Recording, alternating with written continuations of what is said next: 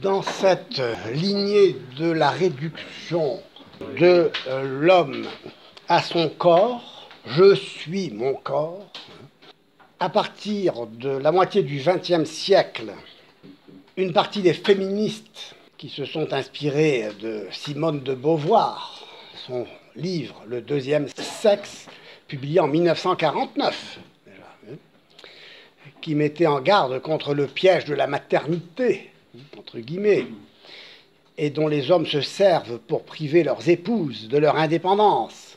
Eh bien, toutes ces féministes avaient concentré leurs revendications sur des droits juridiques et sociaux entre l'homme et la femme et commencent à exiger la suppression du clivage homme-femme en rejetant la maternité, le mariage, la famille, rien de moins. Ainsi, la femme moderne devrait se libérer des attaches de sa nature et des fonctions maternelles.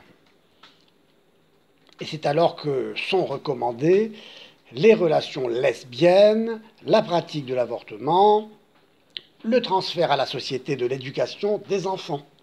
Eh bien, tout cela n'est rien à côté de ce qu'on nous annonce et de ce qu'on a déjà commencé à annoncer, à savoir éliminer la nature elle-même en refusant les différences biologiques entre hommes et femmes.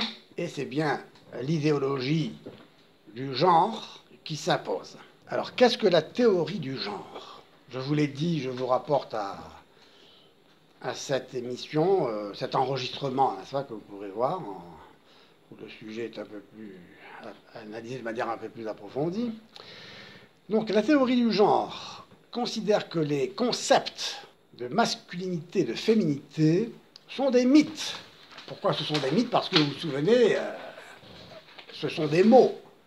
Ce sont des mots qui représentent, qui appartiennent, qui constituent, qui font partie d'un langage qui lui-même invente un système de signes, de signification, de signifiants.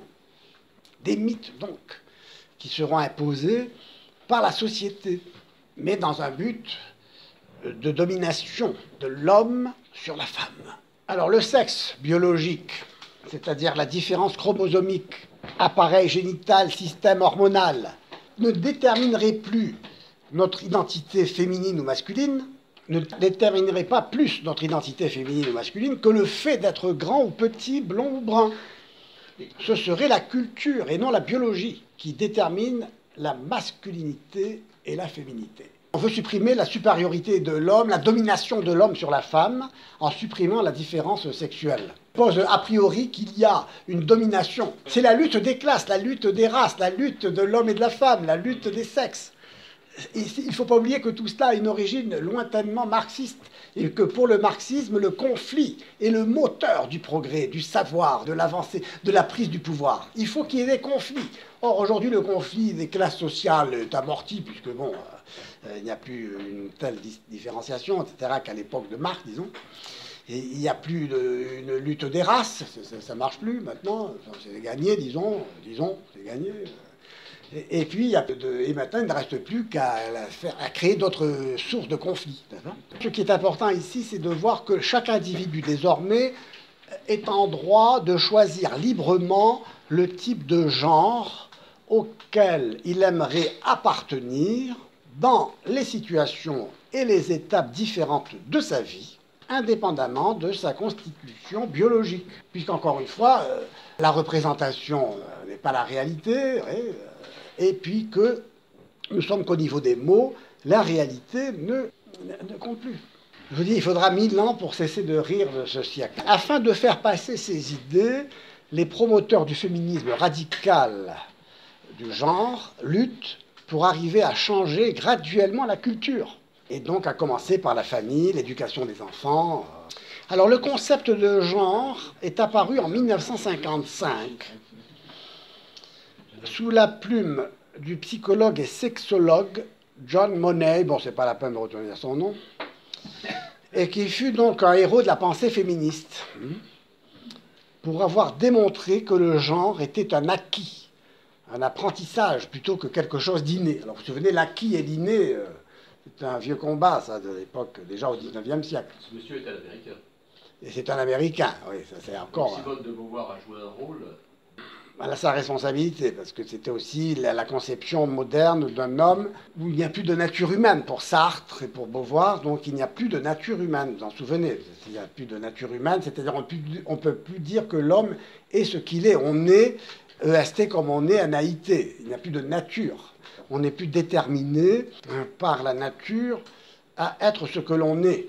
Et la liberté consiste en se libérer de la nature, des lois de la nature, de la nécessité, de tout ce qu'on appelle nature, et d'inventer un monde, d'inventer un homme, un produit de la culture, un produit de la pensée. Vous vous souvenez de ce que j'avais dit de Thomas Hobbes, qui avait renvoyé la foi et la raison, la nature et la grâce dos à dos. On renvoie dos à dos la nature et la grâce, puisque la grâce ne peut plus guérir une nature complètement corrompue, et par conséquent, il vaut mieux se tourner vers la culture et inventer. Comme disait Albert Camus, n'ayant plus de nature, l'homme est devenu une aventure. C'est-à-dire, il peut devenir n'importe quoi, l'homme est un projet. L'existence est un projet pour Sartre. Bon, je passe ici, vous lirez le livre. Alors que Monet, auquel on vient de faire allusion, faisait encore référence à deux sexes, masculin et féminin, même s'il pensait qu'il n'était pas le fondement de l'orientation sexuelle, Fausto Sterling, Anne, une femme donc, se revendique de sa formation de biologiste, enfin voilà, il y a encore un scientifique qui se prend pour un grand philosophe, pour soutenir qu'il n'y a pas deux sexes, mais au moins cinq. Voilà, donc elle a fait fort, les mâles, les femelles, les vrais hermaphrodites, avec organes masculins et féminins, les merms, c'est-à-dire les hermaphrodites avec organes masculins et certains aspects des organes féminins, et les ferms, qui ont des organes féminins avec certains aspects d'organes masculins. Et puis pourquoi s'arrêter là? Il y aurait en fait une infinité de sexes, selon une série de gradations de différences physiologiques, chromosomiques, hormonales, etc. Voilà, on est en pleine fantasmagorie. Oui. Alors vous voyez que cette multiplication, cette différenciation, vient de cette idée d'une unité sans lettres. D'une unité qui n'est pas, donc s'il n'y a pas d'unité, il n'y a que de la division, puisque l'unité c'est l'indivisibilité. Vous voyez les conséquences d'un refus d'une unité d'un être, de l'unité de ce qui est. On tombe dans la division, la multiplication, la séparation. Et ça, c'est aussi d'inspiration néoplatonicienne et gnostique, comme on le verra. Oui. La chute de l'âme dans le corps pour Platon, et pour les gnostiques, la matière, le corps sont mauvais. Le corps est mauvais, c'est pourquoi les cathares, au Moyen-Âge, qui sont les héritiers de cette ambiance gnostique, néoplatonicienne, pour les cathares, le corps est mauvais. Et les manichéens aussi, pour les manichéens. Et donc les cathares disent, moi je n'ai rien à voir avec ce corps, et comme j'ai rien à voir avec ce corps, je peux faire ce que je veux, quoi, puisque de toute façon le corps, c'est pas le mien. Et donc ça a donné à toutes les aberrations, n'est-ce pas, tout en étant pur. Quoi. Et les cathares, ça veut dire pur, cathare. Bon, enfin bref, passons. Alors donc, venons-en à cette Judith Butler, professeure à l'université de Berkeley, qui est la figure la plus marquante de ce courant, on va dire plutôt idéologique que scientifique. Alors pour Butler, il ne suffit pas de rejeter le sexe biologique. Il faut aller jusqu'à dépasser la théorie même du genre, c'est-à-dire genre masculin, genre féminin. Elle rejette le classement des individus en hommes et femmes, en hétérosexuels et homosexuels. Ni les corps ni les identités sexuelles n'ont d'existence objective. Seuls comptent les actes posés pour définir le masculin et le féminin. Vous remarquerez encore une fois la logique de cette idée selon laquelle il ne s'agit plus de comprendre le monde, mais de le transformer. Puisque, n'est-ce pas, il n'y a qu'une matière, il n'y a plus de forme introduite dans cette matière qui donne à cette matière son sens, sa figure, c'est-à-dire son essence, qui la définit comme ce qu'elle est. Il n'y a qu'une matière qui est une énergie pure, autodéterminée, qui s'autodétermine. Et c'est pourquoi donc je peux m'autodéterminer comme je veux, n'est-ce pas, indépendamment de toute forme qui me classifierait dans le genre mâle ou femelle. Donc loin de retourner à une nature du corps qu'il faudrait libérer, Pour Butler, la matérialité du corps n'a pas d'objectivité. C'est le discours qui constitue le corps. C'est le discours qui le construit. Et vous allez voir pourquoi. Les corps seraient donc le résultat des desiderata des consciences, c'est-à-dire de leur volonté et du désir, quoi. Voilà, de la volonté et du désir, de l'énergie, de l'intensité d'énergie. C'est-à-dire tout est désir, tout est volonté. Souvenez-vous, je vous avais dit également que la modernité se caractérise par le pessimisme de l'intelligence, donc il ne faut plus comprendre, et par l'optimisme de la volonté, donc de l'énergie, du désir, de la force. Il faut transformer. Ces idées sont résumées dans la théorie du queer, je ne sais pas comment on prononce, queer, que les féministes américaines diffusent avec succès dans le monde entier. Non, ça me rappelle une blague de, je ne sais plus quel novelliste anglais, qui dit qu'il y a eu un nouveau pape, Buster One, qui, la première mesure qu'il a prise, c'est de supprimer le 6e commandement. Et dès ce jour, le monde entier s'est converti au catholicisme. Donc, voilà, ils se convertissent tous, donc c'est facile. Le nom de cette théorie vient de l'adjectif anglais queer, qui veut dire étrange, anormal. C'est-à-dire donc un euphémisme pour dénommer les personnes homosexuelles. Comment t'écris queer? Le genre serait donc circulant, fluide, sans frontières, sans aucune limite, ou histoire prédéterminée. Le corps n'a aujourd'hui plus de signification que ses intermédiations. Vous voyez, c'est le fluide, c'est-à-dire cette énergie, tout comme toujours. Ce flux, tout est flux, tout est énergie, tout est en pure liquéfaction. Eh bien, on a montré que cette œuvre de Butler est une forme de gnosticisme. Qu'est-ce que ça veut dire? Le gnosticisme est une doctrine qui s'est développée au IIe siècle de notre ère, en Orient surtout, qui a inspiré des sectes qui surgirent en professant un syncrétisme de la foi chrétienne avec des éléments hétérogènes empruntés à diverses sources, du judaïsme au platonisme, du dualisme zoroastrien, des croyances babyloniennes, de la Kabbale, enfin tout cela c'est un contexte intéressant d'effervescence au début du XIe siècle. Il s'agissait de parvenir, non par la raison, mais par une révélation réservée à une élite, à une connaissance des mystères divins qui assurerait le salut. L'arrière-fond de ces courants gnostiques révèle le mépris du monde matériel, corporel, qui serait l'œuvre d'un Dieu mauvais. Donc il convenait de se débarrasser de ce corps encombrant, qui est comme un cadavre, disait-on, attaché à nous, source de toutes nos contradictions. Il s'agissait donc de s'en détacher par l'ascèse. Alors oui, c'était une ascèse excessive contre le corps, en se détournant de toute activité corporelle, soit à l'envers par la débauche, en épuisant les puissances maléfiques du corps. Bref, le gnostique use et abuse, sans limite ni scrupule, de la chair, du corps, de tout ce qui appartient au monde matériel, plongeant ainsi pour tout épuiser, tout bafouer, tout nier, dans l'abject et dans l'immonde, qui ne saurait ni le souiller ni la servir. C'est ce que nous disait Cathare. Les gnostiques, disons, restent purs, parce qu'ils n'appartiennent pas à ce monde, ils sont ceux de ce monde. Donc le corps, ici, est nié, rejeté.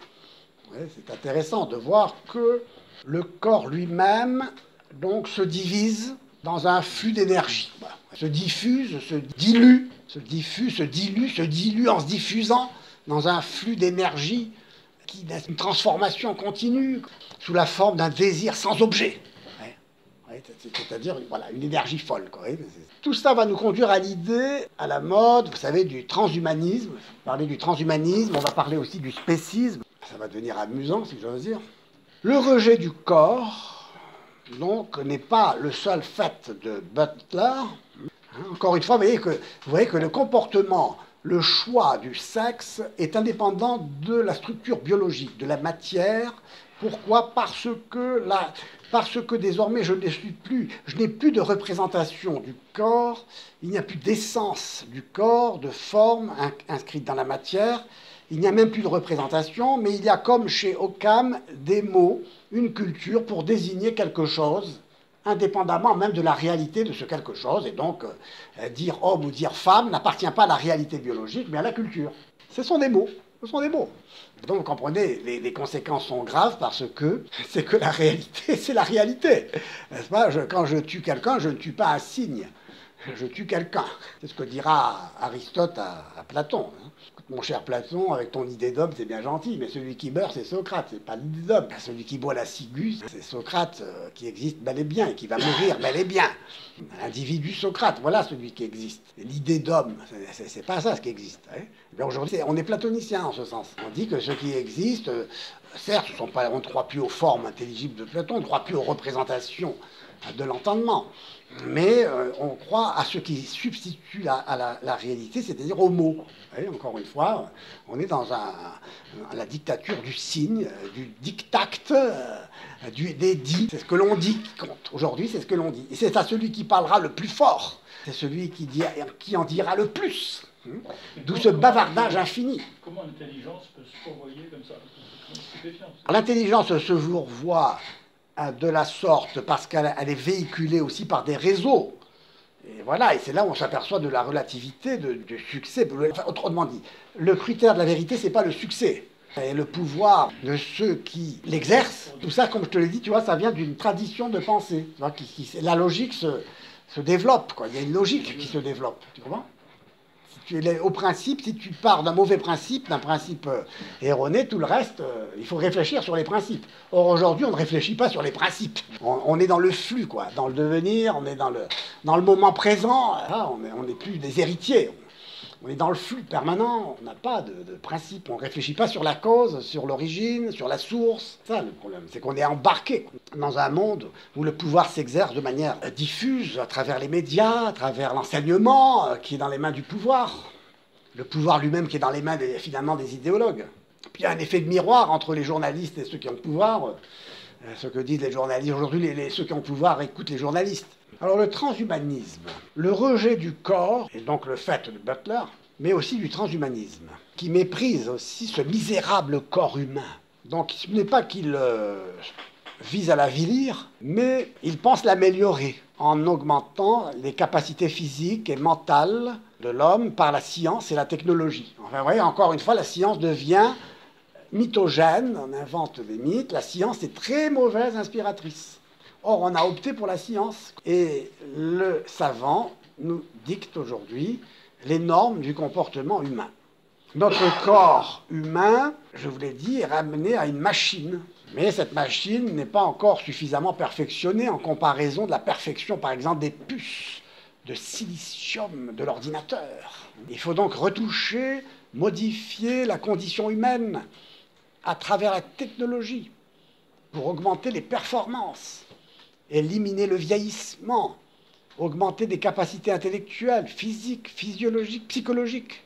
Toutes choses d'ailleurs bonnes par ailleurs. Tout cela n'est pas condamnable en soi. Beaucoup de choses excellentes sont le fruit de ce progrès technologique qu'il ne faut pas rejeter. L'informatique, la communication, l'accès à la culture de plus grand nombre, l'assistance médicale, la sécurité, les bases de données, etc. Tout cela, c'est positif. Il ne s'agit pas pour nous de condamner tout cela, mais d'être vigilants sur les excès, les dérives que cela peut entraîner. Or, aujourd'hui, on cherche à franchir un cap en prétendant éliminer la nature elle-même, en changeant les corps contre ce qu'ils appellent des organismes cybernétiques, les cyborgs.